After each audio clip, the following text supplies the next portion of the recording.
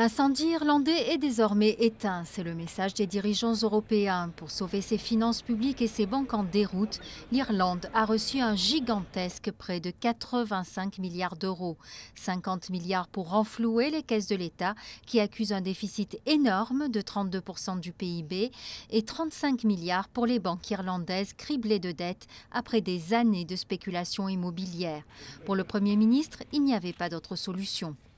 Je tiens à répéter que cet accord est nécessaire pour notre pays et notre peuple. Il est dans le plus grand intérêt de l'Irlande et de l'économie européenne, dont notre prospérité future dépend.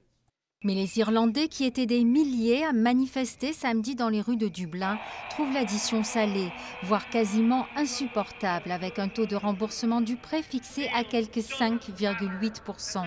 D'autant qu'en plus des échéances de ce prêt, ils vont devoir supporter un plan d'austérité drastique qui se solde par 15 milliards d'euros de coupes budgétaires et des hausses d'impôts. L'Irlande ne doit pas payer. Nous ne pouvons pas nous permettre de rembourser autant d'argent. La dette est, je crois, d'1/4 de trillion d'euros, ce que l'Irlande va gagner en 3 ans. Et les intérêts sont de 6 500 euros par personne et par an. Non, c'est pas possible. Nous renflouons nos banques. Nous ne renflouons pas les gens. Et c'est le problème. L'argent ne va pas être utilisé à de bonnes fins. La colère des Irlandais pourrait se retourner contre leur gouvernement, dont la majorité au Parlement est de plus en plus fragile.